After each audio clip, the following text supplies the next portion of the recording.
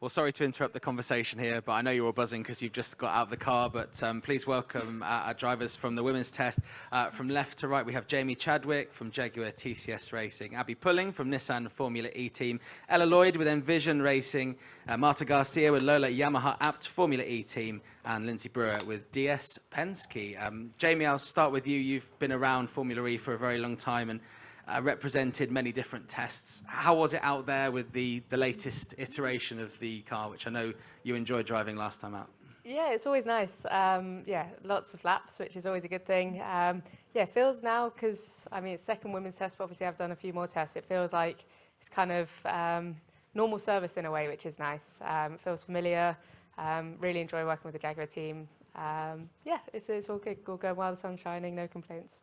With the team knowing that you know the car quite well, maybe they can give you sort of different challenges to some drivers who are maybe trying the car for the first time.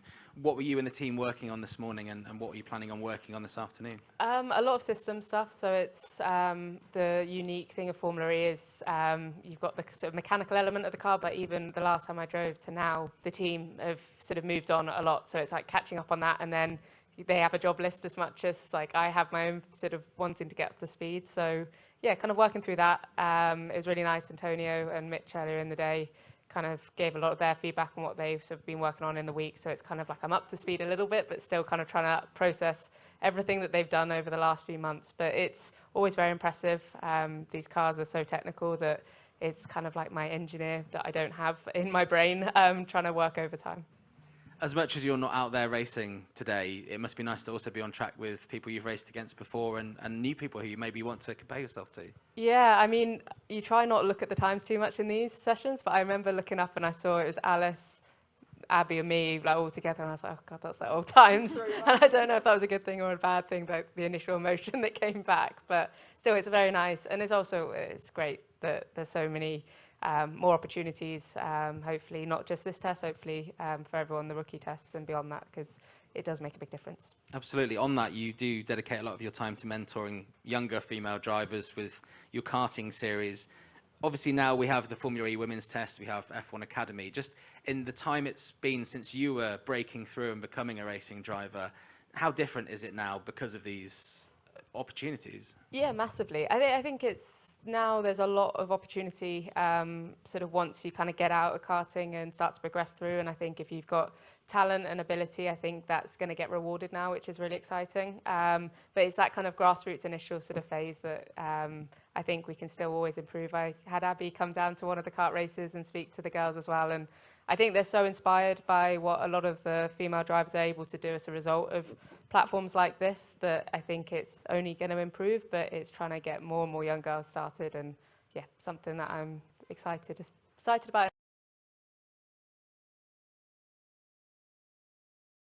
Season, you've been competing in the GB3 Championship, having won F1 Academy last year, which was an incredible achievement. And obviously, you topped the timings last year when we were in Madrid. How are you feeling about your times so far this morning? And I mean, do you want to end the day top again? Because I know you're competitive. Yeah, I mean, of course, we're all here. We're all competitive and we all want to be fast. But at the end of the day, we're all here for our respected teams. And yeah, we did a lot specifically for some practice for the future. We've been doing a lot of conso stuff, so like race run-esque things to get the technique right, to be able to regenerate that energy back. It's a very specific technique, as all of us have probably done on the simulator and tried to get used to. So yeah, trying to get up to pace in that mode, if you want to call it.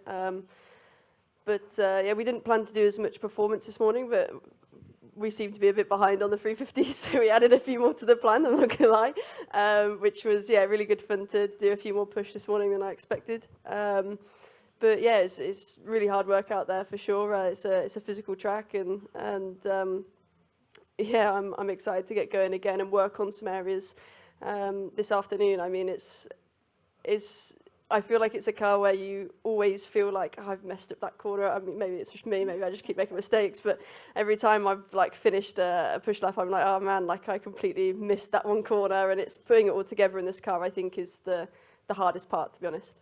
You're one of the drivers that does have an ongoing relationship, obviously being in the Nissan family for a little while here.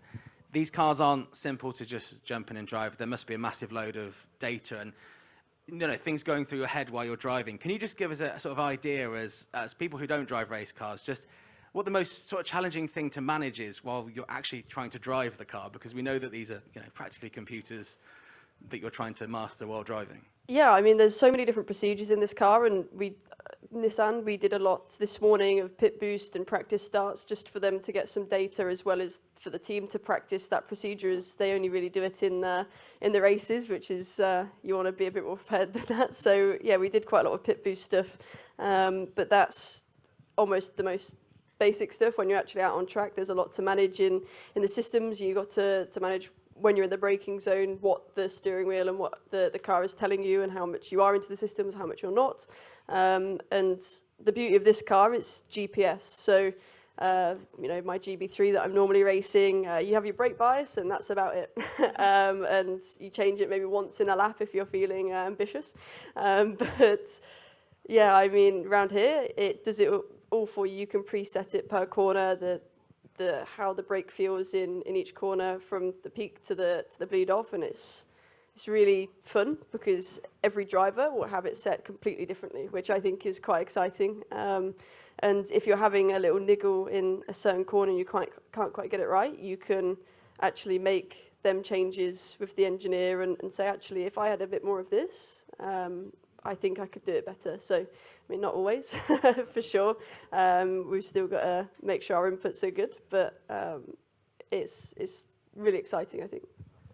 I think probably everyone in this room and everyone watching will know what you achieved with F1 Academy. This year, you've been stepped up to an F3 level, doing GB3. You've achieved a podium and some great results there. I know you're looking to continue that next year, hopefully.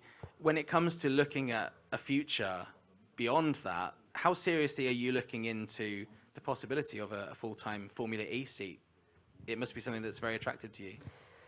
For sure. I mean, it's something that, like you say, is really attractive, and I'd like to one day be a driver in this series for sure. I mean, it's a world championship. It's the pinnacle at the end of the day, and I mean, with Nissan, we've not discussed that far ahead yet, but the reason why we're working together is to get to the point where I can garner some and gather some experience and keep getting better to open up that potential if I'm able to perform. Obviously, that's a bit of pressure on me, but they're giving me lots of support, and yeah, hopefully that can keep progressing in the future with them. But at the moment, I'm purely just the simulator and a rookie driver, and yeah, just constantly learning. As you say this morning, practicing a lot on the technique for the racer, and although it's the laborious stuff and it's the one that doesn't make you look pretty on the timesheets, it's the stuff that is really actually important at the end of the day to make sure you can be regenerating enough whilst being able to push beyond the limit and kind of keep that momentum. And I can't tell you how strange it is. It's like nothing else I've ever done before, but it's really insightful. And when you get it right, it feels really satisfying. Look, it's a challenge that you seem to be taking in your stride, like most things. So good luck with that. Thank you very much for your time there. Ella, good to see you back after last year in Madrid. What's been the most exciting thing about being back in the Gen 3 Evo Formula E car? Yeah, it's been amazing to be back. Obviously, third time in the car, this time with a different team. So this morning I've had to adapt quite a lot to what I've been used to. But yeah, it's been a pretty good morning session. Just adapting, really. Changed the car a little bit to help me adapt. But hopefully we can change that back this afternoon. But yeah, I'm really happy with how this morning's gone and the progress we've made. The more you drive this car, as Jamie and Abbi have sort of suggested, the more you learn about how you want that car to be. Have you been at the stage where you're now giving the feedback that Abbi's just talked about there, where you want to change certain things for certain corners? Yeah, definitely this morning we changed something just to help me. I think just because I was used to something so different, being, jumping in this car. And obviously if that's team thinks it's fast, then we'll go back to it once I've adapted. So just really looking to improve my driving. This morning has gone pretty well, so hopefully we can just carry that on then this afternoon. Obviously testing alongside Alice Powell, who's been putting in some good times as well, and we know that she's been around single-seaters for a little bit longer than yourself. What kind of advice have you've been given by Alice, and maybe what kind of tips are you sharing with each other? Yeah, I don't listen to her. Well, it's pretty difficult, to be honest, to give tips to each other when we're in and out of the car at so many different times. But I think it's just, we've just been looking at over the data with, the engineer and just seeing where I can improve, really. I think I just try a little bit too hard sometimes. That's my issue. It's not a bad one, but, I just need to bring it back a little bit to find more time. But, yeah, no, it's been going good. And in terms of your future, how far ahead have you been thinking? I know that you're not quite done with F1 Academy yet. Is Formula E an option for you? Yeah, I don't know what my future holds. It just kind of comes year by year. Obviously, I'm in F1 Academy at the minute. But yeah, it's definitely an opportunity that I could look into the future. But, nothing's set in stone yet, and I don't know where I'll end up. Well, look, best of luck for this afternoon's second session. Marta, welcome to Valencia. It seems a bit weird for me to say that because you know this track pretty well, right? Yeah, a lot. It's my home track, actually, so yeah. Good memories here? Yeah, I remember here, last time we were here, we did Formula One Academy, and we did the pole, we won the race, so yeah, good memories from here.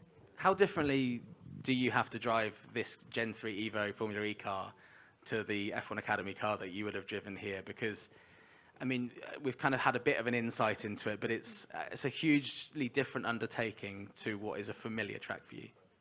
Yeah, I mean, even if it's a familiar track, as you said, there is a lot of different things. It's a complex car, it's very technique, and you need to start to understand everything again, I did some tests already with Formula E, I did Berlin, and I was also last year in the women's test, but again, with a new team. It's always been a different team, so now I'm with Lola Yamaha. And it's also to get to know the team, the difference, how they run the car.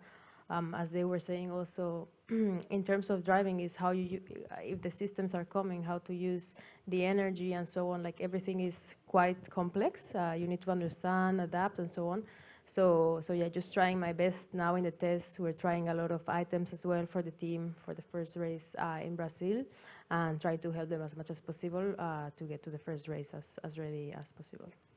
As someone else who's won the F1 Academy as the inaugural champion, how important do you think opportunities like this women's test are for giving the next step once you've achieved something at one level to move on to? I think it's great that we have these opportunities, not just because you're doing a test, like a day of testing, which I think is the least important in that case.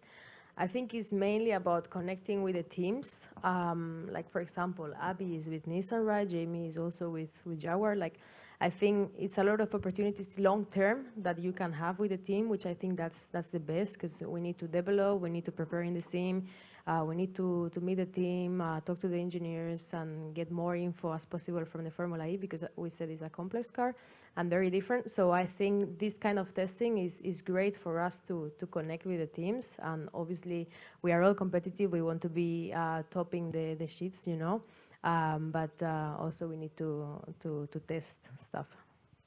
As Spaniard, you must be happy to see Pepe Marti come in as a Spanish driver, but also for Formula E to race in Madrid next year. Yeah, I mean, it's great. Obviously, I know Pepe from a long time, and I think he's a really good driver. So super happy that he's got the seat in Cupra Kiro. And yeah, the fact that we're racing, Formula E is racing in Madrid, it's also great. I'm sure I will try to go there as well. Hopefully working with Lola also there. So yeah, I think it's great also for the Spanish fans to engage more with Formula E, because as we know, Formula One is always there on top. But I think it would be nice for people to see more and get more interested in the Formula E, because it's quite interesting, the races and so on. Absolutely. Thank you very much. Lindsay, welcome to Valencia. How's your first experience been in this car? We've seen you drive all kinds of things. This is a completely different beast, I imagine. Yeah, I mean, it's definitely a completely different car from anything I've ever driven, but it's incredible. It's such a fun car to drive. The team's been amazing. This morning hasn't gone quite as well as I've wanted to. Like Jamie said, in Abbi, it's been quite a physical car, probably the heaviest car I've ever driven, so I'm struggling a bit with that, but I'm looking forward to the afternoon to being able to put a good lap together. having done that first session and having a bit of time, I know you've just come straight out of the car, but having a bit of time after this to go through the data and maybe see what you can achieve, what is it that you're hoping to end the day having achieved in the next 3 hours of running? Honestly, when I went into today, I knew most of the women here had driven the car once, twice, even 3 times. So I knew I was going in just wanting to learn and enjoy the process and enjoy this opportunity as much as I can. I'm just so grateful to be here. And I think if I can go away at the end of the day just improving my times, improving my sectors, and just enjoying the experience, I think that's what I'm hoping for. But I'm very competitive still. I do want to drastically improve the lap time for sure. Hey, then that's the aim. That's the ultimate Yeah. aim.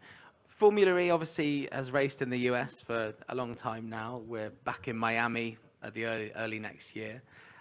What's the kind of perception of Formula E that you have over in the US? Honestly, I think, yeah, Formula E, it could be bigger, but it has grown quite a lot in the past couple of years. I think it's great that they're going to the Formula One circuit, the Hard Rock Stadium. I think that's going to help a lot as well. But yeah, I think Formula One has grown so much in the sport in America, and I think that's kind of pushing over into other motorsports as well, like IndyCar and Formula E. And yeah, I think American fans are loving it, and events like these are creating more awareness as well, so it's great. Yeah. I know Jeff and Alberto are very keen to look at new locations for races.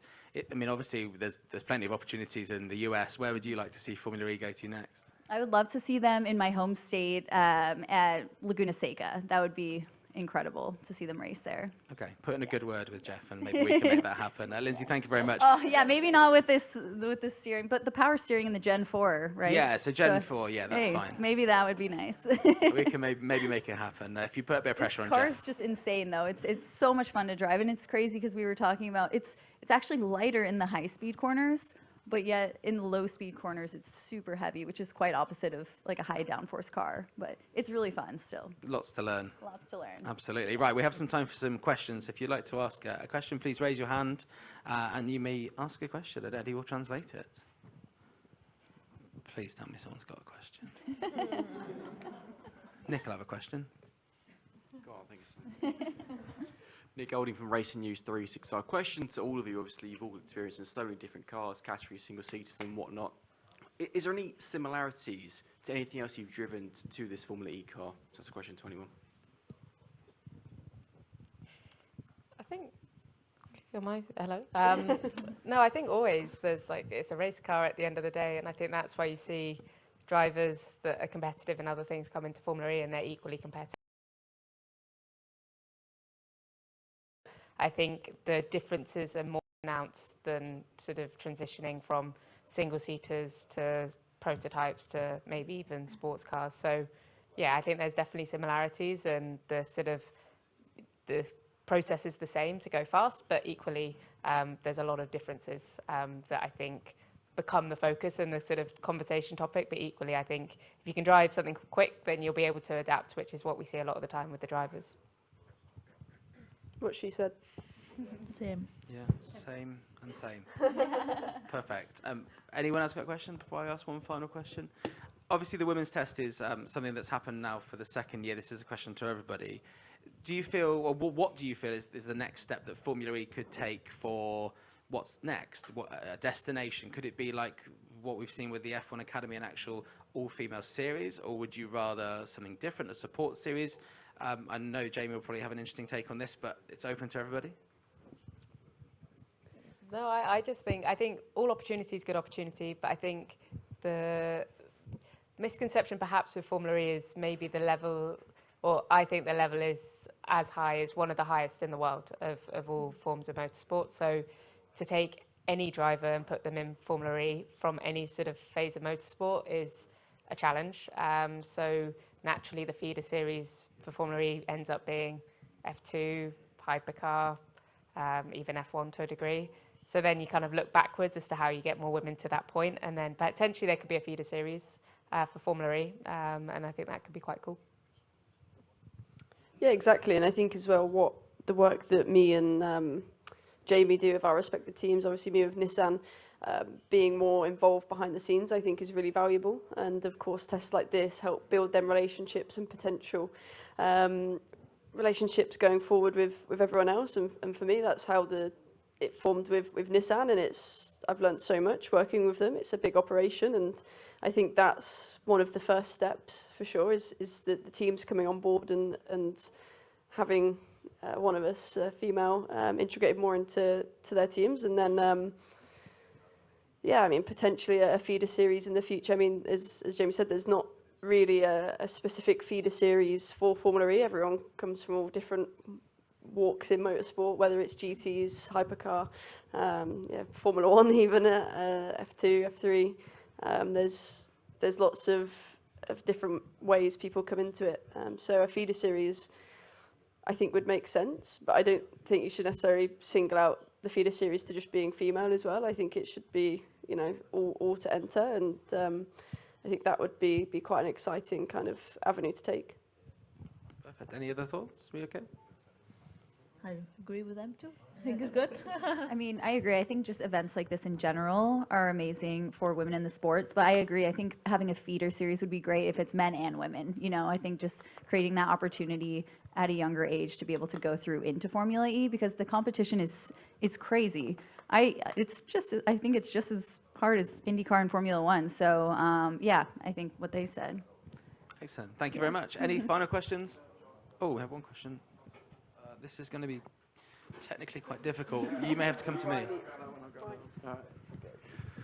Hi, Jack Pickering, Formula E Zone. Obviously, you're all very competitive people, and you'll be looking at the time. I know Jamie said that you were looking at the times earlier and everything, but do you, at the end of the day, do you want to be top of the times today, or is it more about like learning about how this car works because it's so different compared to a petrol power car?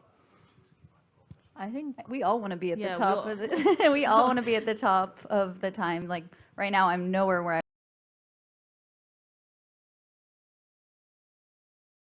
I am still super competitive and I want to be at the top, but at the end of the day, we are going to learn and enjoy the experience as well. I do think, though, I would say, having done a few of these tests, you do have to set your ego aside, because there's so many variables in Formula E. And yeah, I think it's very easy to get wrapped up in a lap time and be like, oh, I wish I was here, I wish I was there. And even I think the best I've ever done in a Formula E test was the first ever one I ever did. And you look at the names that I was up against and I was like, wow, I was quicker than them, wow. And then you realize actually it's a bit of a false sense of reality, because like I say, there's a lot of variables. So it's nice if everything was like for like and we all went out and did a qualifying session maybe, but in this instance, I don't look too much. Yeah, exactly what Jamie said. I think we're all the teams have different priorities on what they're testing and want to achieve. And I mean, obviously, as drivers, we want to be fast. But as I always say, we're here for the teams, and we're all testing our own individual things. If you set us out for 15 minutes and we're like, just do the fastest time you can do, then and we're all on even pegging, then yeah, it makes sense. But yeah, for this, we're all, I think, just doing our own individual plans, and where we end up is where we end up. But obviously, it would be nice if it's at the top. Of course. Yeah, same for me. I think being also with a team like Lola is the second season. I mean, we're trying a lot of things, so it's difficult, you know, to look at the lap times as a driver. Then you go out of the car, you look at the lap time, and then you're like, oh my God, I'm like P10 or P whatever. So it's not easy in that way, but of course you need to understand that you're trying the stuff for the team, new items. Some of them is better, faster or not. But I mean, for me, it's the most important thing is about the team trying to give feedback and to try the items and see if it's better for them. And that's the main thing. Awesome. All good. Perfect. Thank you very much for your question, Jack. Thank you very much.